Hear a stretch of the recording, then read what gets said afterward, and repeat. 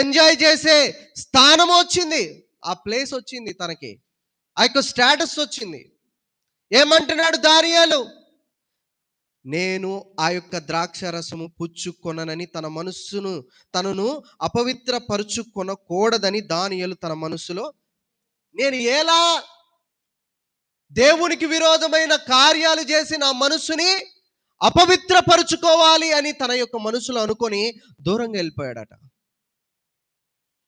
మన మనస్సు అలా అనుకుంటుందా? ఇది అపవిత్రమైనది, ఇది నువ్వు చూడకూడదని మనసు గద్దిస్తూ ఉంటే నువ్వు దానికి లోబడుతున్నావా, లేకపోతే దూరంగా దానియేలు వలె ప్రత్యేకింపబడిన వారిగా దూరంగా వెళ్తున్నావా అనేది మనల్ని మనం పరిశీలన చేసుకోవాలి. ఈరోజు చాలా మంది అండి ఏ రీతిగా మనం ఉన్నామంటే, లోక ఆకర్షణలకి లోబడి ఒక్కసారే కదా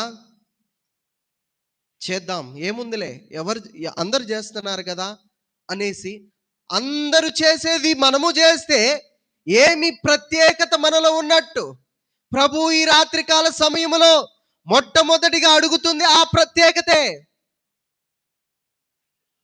నీలో ప్రత్యేకత ఉన్నదా అనేసి ప్రభు మాట్లాడుతూ ఉన్నాడండి. లోకపరమైన విందులు ముందున్నాయి దానియేలుకి, లోకపరమైన పదవులు ముందున్నాయి, లోకపరమైన ఎంటర్టైన్మెంట్ ముందుంది దానియేలుకి.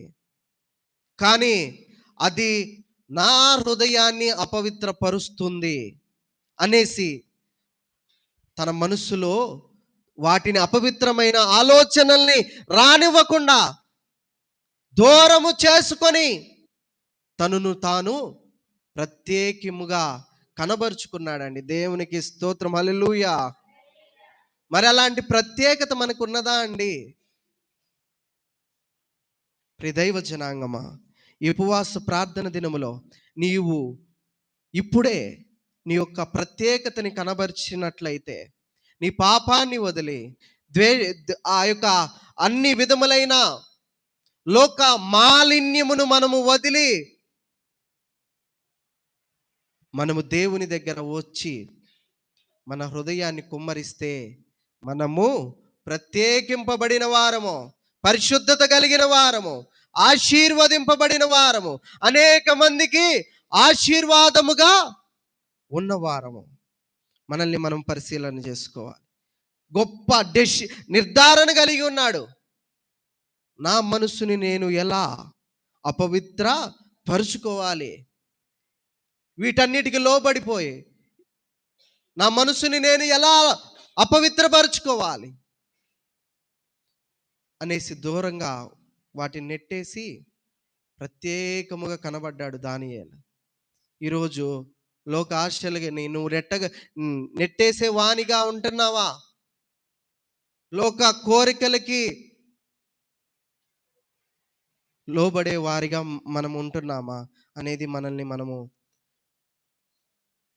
పరిశీలన చేసుకోవాలండి. అతను లోకముతో కలవలేదు. ఎవరు? దానియేలు.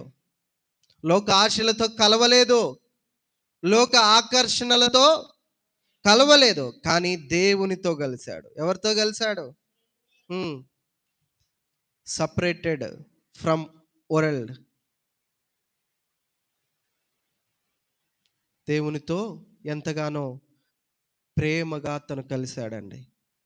ప్రియదైవ జనాంగమా, మనము చూస్తూ ఉంటే అలా ఉన్నాడు కదండి దానియేలు.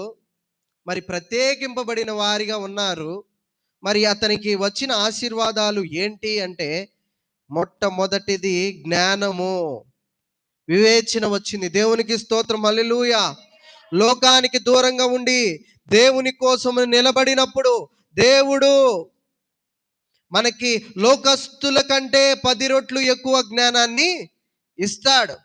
అందుకే మహా గొప్ప రాజైన దావీదు గారు ఉంటారు కదా, దుష్టుల ఆలోచన చొప్పున నడవక, పాపుల మార్గమున నిలవక, అపహాసులు చోటున కూర్చుండక యెహోవా ధర్మశాస్త్రమును దివారాత్రము ధ్యానించువాడు ధన్యుడు.